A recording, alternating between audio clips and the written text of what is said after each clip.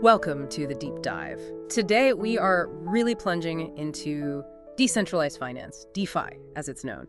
It's definitely a corner of the financial world that's got a constant buzz around it. We've gone through, quite a stack of industry reports, expert takes, internal research too, really trying to bring you the core insights and, cut through some of that noise.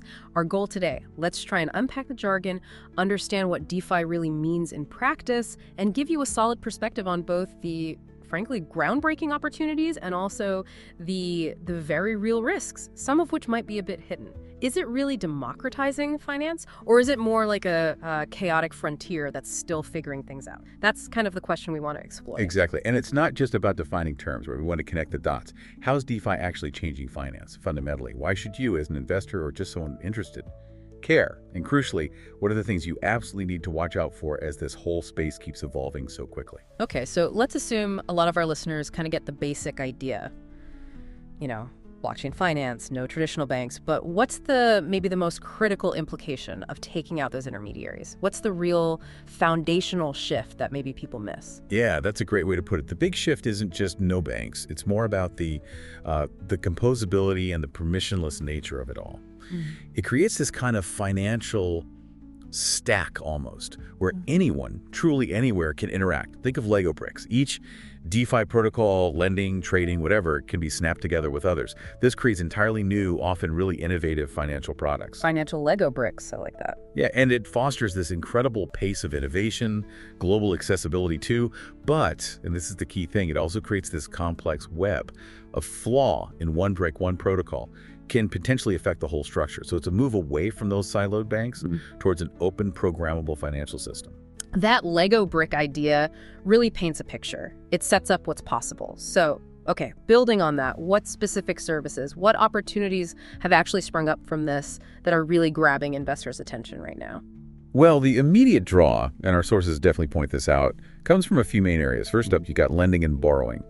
Instead of a bank, you can lend out your crypto assets directly. You earn interest, often, significantly higher rates than you'd find in a traditional savings account. Right. Or you can borrow against your crypto holdings pretty much instantly without the usual credit checks. It's just much more efficient in many ways. Okay. Then you have decentralized exchanges, the DXs. Now, beyond just trading directly from your wallet, which is neat, what's really innovative are these new liquidity models, things like automated market makers, AMMs. You basically provide your assets as liquidity, and you earn trading fees from the swaps that happen. It's completely changing how markets can function. More transparent, too, often. Generally, yes. Yeah. More transparent, and often with lower fees compared to the big centralized exchanges. And then the third big one is yield farming and staking. These are essentially ways to generate, passive income. You're earning rewards either by helping secure the network that's staking, or by providing liquidity for trading, which is yield farming, letting your crypto work for you. Fascinating. It really is like rebuilding the infrastructure.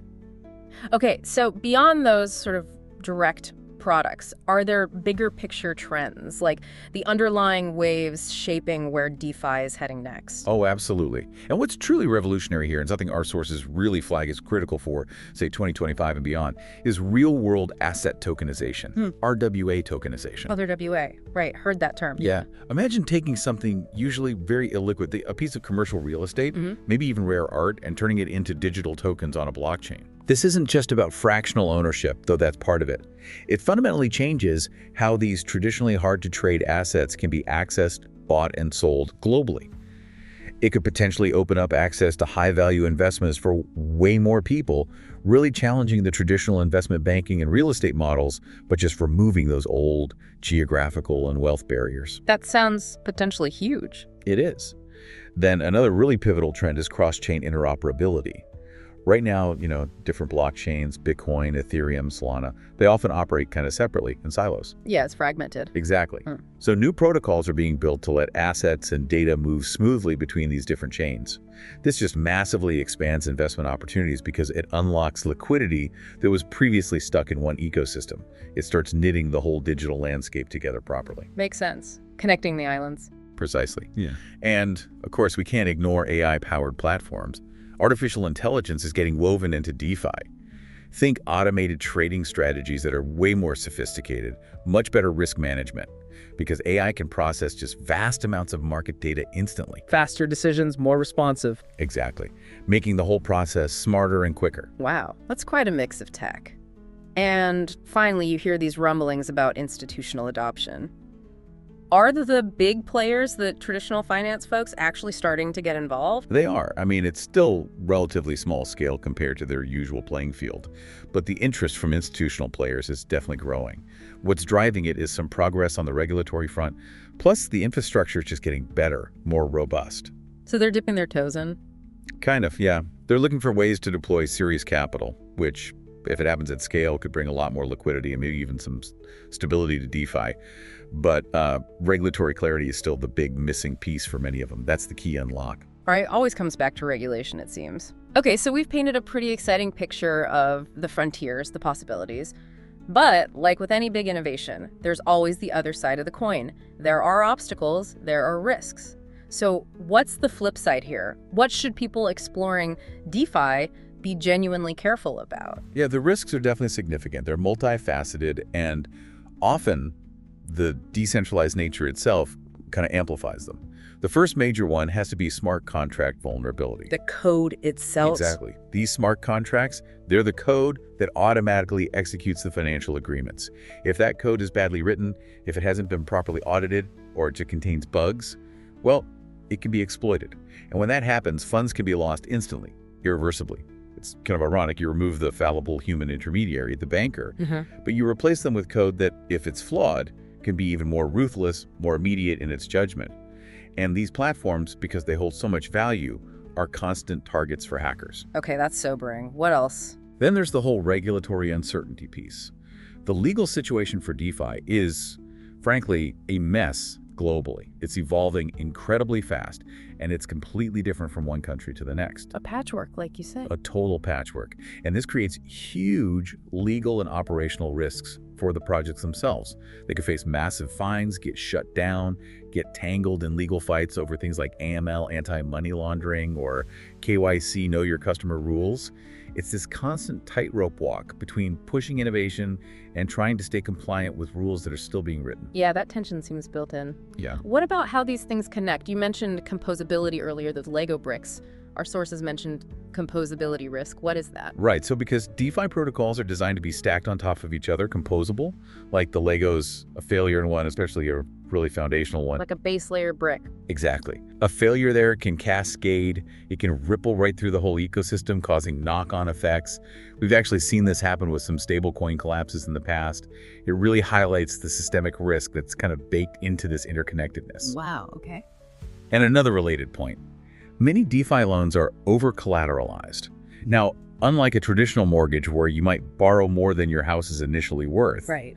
in DeFi, you might have to put up, say, $150 worth of volatile crypto just to borrow $100 worth of stablecoins. That seems safer now, more collateral. It's meant as a buffer against the crazy price swings of crypto. But the problem is, it makes these loans incredibly vulnerable to mass liquidations if the market suddenly drops hard. If the value of your collateral falls below a certain point, the system automatically sells it off to cover the loan.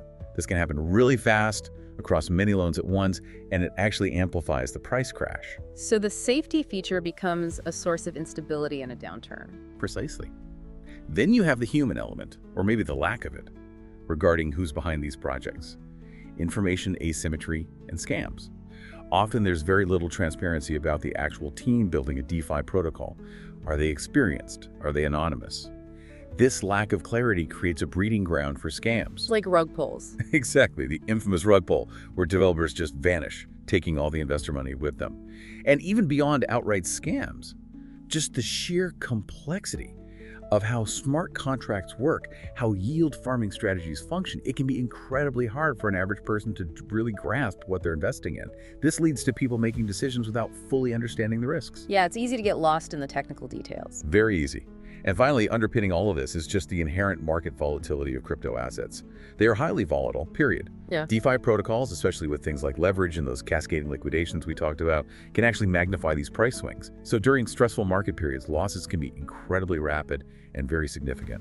Okay, so pulling this all together, What's the main takeaway for our listeners? How do we sum up this deep dive? Well, look, DeFi is undeniably changing the financial game. It offers this really compelling mix of innovation, accessibility, efficiency. You absolutely can find new financial products, potentially earn higher yields than traditional routes, get exposure to totally new things like tokenized real-world assets. It's a frontier, and it's genuinely full of promise.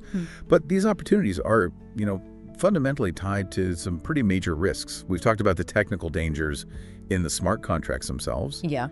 The constantly shifting, often very unclear regulatory picture, and just the raw, sometimes amplified volatility of the crypto markets that underpin everything. Yeah. So for anyone thinking about getting involved in DeFi, you really have to do your homework. Careful, ongoing research is vital. You need robust risk management, understand what you could lose, and you absolutely have to commit to staying informed about how quickly things are changing. These aren't just suggestions. They're essential for navigating this space. That feels like a really crucial summary. It's this incredible potential married to some very stark risks. Okay, so as we wrap up, here's something maybe to chew on. If DeFi's whole premise is removing those trusted intermediaries, the banks, the brokers, how does our very idea of trust need to change or evolve to function in a truly decentralized financial world? And maybe more importantly, what does that shift imply about our own individual responsibilities when we participate in that world? Something to think about. We'll see you next time for another deep dive.